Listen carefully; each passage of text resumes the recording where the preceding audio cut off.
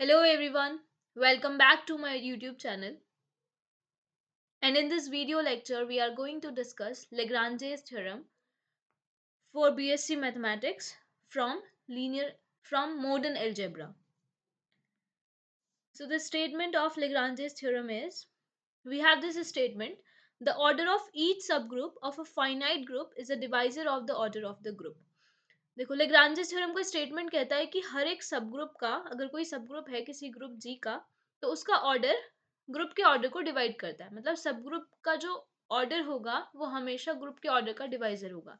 Let's say अगर हमारे पास order of कोई ग्रुप जी है, उसका ऑर्डर 6 है, तो उसका जो सब ग्रुप होगा उसका ऑर्डर कैसा होगा? 6 का डिवाइजर। दैट मीन उसका सब ग्रुप का जो ऑर्डर हो सकता है वो या तो 2 हो सकता है या 3 हो सकता है, 4 और 5 नहीं हो सकता, या उससे अलावा कुछ नहीं हो सकता।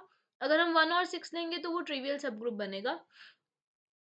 तो ये स्टेटमेंट कहती है, लेग्रांजेस थ्योरम कहती है कि हर एक सब ग्रुप का जो ऑर्डर होता है वो ग्रुप के ऑर्डर को डिवाइड करता है। और क्योंकि हम डिवीजन की बात करें इसीलिए हमने फाइनाइट ग्रुप कहा है। इनफाइनाइट ग्रुप होता है तो ग्रुप और सब ग्रुप दोनों का ऑर्डर ही इनफाइनाइट होता है। ठीक है, now let us see the proof of the theorem. लिखा है let G be a group of a finite order N. G कोई ग्रुप है और उसका ऑर्डर हमने क्या कंसिडर कर लिया? एन। हमने उसका ऑर्डर कंसिडर कर लिया और इसी के पैरेलल हमने एच एक सब ग्रुप ले लिया जी का, such that order of H is equal to M. और एम को ऑर्डर ऑफ एच हमने क्या ले लिया? एम। अब हमें क्या दिखाना है कि एम क्या करे? एन को डिवाइड करे। That means M is a divisor of N. ठीक है, ये हमें प्रूव करना है। अब क्योंकि h का ऑर्डर m है तो h में m एलिमेंट्स होंगे। उन एलिमेंट्स को हमने क्या ले लिया? h1 h2 till hm are the m members of h। h जो सब ग्रुप है उसके हमने m मेंबर्स क्या ले लिए? h1 h2 and hm। Now we are considering a element a belongs to g। हम g में कोई एक एलिमेंट ले रहे हैं और इसका राइट कोसेट बना रहे हैं। राइट कोसेट पता है क्या होता है? हमारे पास कोई ग्रुप g है, उसका एक सब ग्रुप है हमारे पास h। अब हम कोई एलिमेंट g का लेते हैं और फिर वहां से क्या बनाते हैं? राइट कोसेट और लेफ्ट कोसेट बनाते हैं। राइट कोसेट ऑफ h क्या होगा? h के एलिमेंट्स की a से मल्टीप्लाई करेंगे राइट साइड में, और यहाँ पे a की मल्टीप्लाई करेंगे h के एलिमेंट की लेफ्ट साइड से। ठीक है, तो ये राइट कोसेट बनता है, ये लेफ्ट कोसेट बनता है। तो हम यहाँ पे क्या कर रहे हैं? एच ए एक राइट कोसेट ले रहे हैं h का g में, और जब हम राइट कोसेट लेंगे एच ए वो कैसा होगा? एच में m एलिमेंट्स थे और हर एक एलिमेंट की a से मल्टीप्लाई करिए, राइट में मल्टीप्लाई करिए। h में कौन कौन से एलिमेंट है? h1 h2 hm। तो ये h a क्या हो जाएगा? h1a h2a till hm। ये हमारे पास राइट कोसेट हो गया। और इस राइट कोसेट में कितने एलिमेंट्स हैं? m डिस्टिंक्ट एलिमेंट है। इसके भी एलिमेंट सेम नहीं हो सकते क्योंकि हमारे पास h में m एलिमेंट्स हैं। अगर हमारे राइट कोसेट में दो एलिमेंट सेम होंगे, एच आई ए अगर एच जे ए के इक्वल होगा तो वहां से एच आई एच जे के इक्वल हो जाएगा, जबकि ऐसा है नहीं क्योंकि हमने m मेंबर्स h में ले रखे हैं। तो हम कह रहे हैं कि इस राइट कोसेट में जितने भी एलिमेंट्स हैं वो सब कैसे हैं? डिस्टिंक्ट एलिमेंट्स हैं। Alright, therefore each right coset of h in g has m distinct members। तो हर एक राइट कोसेट में h के जितने भी राइट कोसेट हैं उनमें कितने एलिमेंट्स होंगे? m एलिमेंट्स होंगे, क्योंकि h में कितने एलिमेंट्स है? m एलिमेंट्स है। और हमें एक और बात पता है कि कोई भी अगर दो राइट कोसेट्स होंगे, अगर दो डिस्टिंक्ट राइट कोसेट होंगे, हमने एक थ्योरम पढ़ी थी कि जो कोसेट्स होते हैं या तो वो एग्जैक्टली सेम होते हैं या बिल्कुल अलग होते हैं। ठीक है, कभी भी कोसेट्स में कॉमन एलिमेंट नहीं होता। मतलब कोसेट्स या तो डिसजॉइंट होते हैं या एग्जैक्टली सेम होते हैं।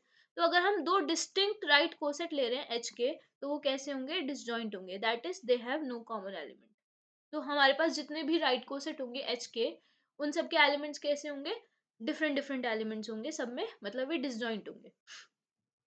अब क्योंकि हमने g कैसा लिया है? g एक फाइनाइट ग्रुप है, so the number of distinct right coset of h in g will be finite. हमारे पास g पूरा एक ग्रुप है, h उसका सब ग्रुप है और h a हमने राइट कोसेट बनाए हैं a एलिमेंट से। अब क्योंकि g फाइनाइट है तो g में फाइनाइट एलिमेंट्स होंगे, तो a हमारे पास कहाँ बिलोंग करता है? g में बिलोंग करता है। तो a भी हमारे पास फाइनाइट हुए ना, कुछ नंबर हुए ना, 10 10 20 जितने भी जी में एलिमेंट्स होंगे। तो जब हम एच इंटू ए करके कोसेट्स बनाएंगे तो वो भी हमारे पास फाइनाइट होंगे। जितने हमारे पास ए होंगे उतने हमारे पास कोसेट्स आएंगे, और हम उनमें से भी सिर्फ कौन से कोसेट्स ले रहे हैं? डिस्टिंक्ट वाले। तो यही बात हमने लिखी है, since G is a finite group the number of distinct right cosets of H in G will be finite. और जितने कोसेट्स होंगे उसको हमने क्या ले लिया? के इक्वल ले लिया। हम कह रहे हैं कि इसके पास के कोसेट्स होंगे। Now the union of these k right cosets of h in g is equal to g। अब क्योंकि सारे कोसेट्स डिस्टिंक्ट हैं, तो जितने भी हमारे पास कोसेट्स बनेंगे उन सबका यूनियन करने पे वापस से क्या आ जाएगा, जैसे कि यहाँ पे हमने A1 एक एलिमेंट ले लिया, A2 एक एलिमेंट ले लिया, है ना, सबका यूनियन करने पे वापस से क्या आ जाएगा, ग्रुप आ जाएगा। ये भी हमने पढ़ा था। तो अगर हमारे पास HA1, HA2 और HAK के डिस्टिंक्ट राइट कोसेट्स हैं HKG में, तो G किसके इक्वल होगा, इन सब के यूनियन के इक्वल होगा। ठीक है, यहाँ तक क्लियर है। अब क्योंकि G इन सब के इक्वल होगा तो राइट साइड को हम लिख सकते हैं HA1 का क्या मतलब है, number of elements, sorry G का मतलब है number of elements in G, HA1 का मतलब है number of elements in HA1, फिर HA2 का मतलब है number of elements in HA2। ठीक है, और यहाँ पे HA का मतलब number of elements in HAK, क्योंकि यहाँ यूनियन है, यूनियन को हमने कर दिया रिप्लेस प्लस से, क्योंकि ये सारे डिसजॉइंट है तो इतने एलिमेंट यूनियन कर रहे हैं, तो प्लस इतने एलिमेंट प्लस इतने एलिमेंट, तो जो जी का ऑर्डर होगा, जी में जो नंबर ऑफ एलिमेंट्स होंगे वो किसके इक्वल हो जाएगा, number of elements in HA1 plus number of elements in HA2 till number of elements in HAK।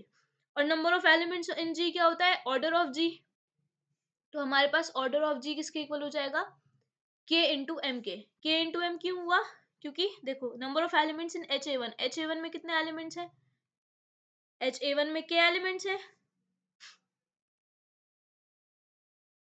Sorry HA1 में k एलिमेंट्स नहीं है, HA1 में m एलिमेंट्स हैं, जितने h में एलिमेंट्स थे, है ना।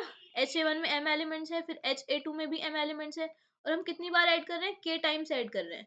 Number of elements in HAK, इसमें भी m एलिमेंट्स है, और ये कितनी बार हमने ऐड करा, जितने कोसेट्स थे, टोटल कितने कोसेट्स थे, k। m को m में अगर k टाइम्स ऐड करेंगे तो क्या हो जाएगा, km हो जाएगा ना।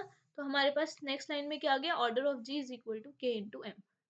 ऑर्डर ऑफ जी हमारे पास, हमने शुरू में क्या कंसिडर करा था कि जी में n एलिमेंट्स हैं, तो n किसके इक्वल आ गया, k इंटू एम के, और यहाँ से हम k की वैल्यू लिख सकते हैं n अपॉन m। अगर हम k को डिनोट कर रहे हैं n अपॉन m में, और हमने k क्या लिया है, k हमने लिया है कि कितने कोसेट्स हैं, तो कोसेट्स तो एक नंबर में होंगे ना, इंटीजर नंबर में, 1 कोसेट 2 कोसेट, डेसिमल में तो होगा नहीं, इसका मतलब n को जब m से डिवाइड करते हैं तो एक डेफिनेट नंबर आता है। अगर n को m से डिवाइड करने पे एक डेफिनेट नंबर आता है, this implies m is a divisor of n। और यही हमें प्रूव करना था। m हमारे पास ऑर्डर ऑफ h है, n हमारे पास ऑर्डर ऑफ g है, that means order of h is a divisor of order of g, hence Lagrange's theorem is proved. I hope सबको ये थ्योरम समझ आई होगी। Thanks for watching. Thank you.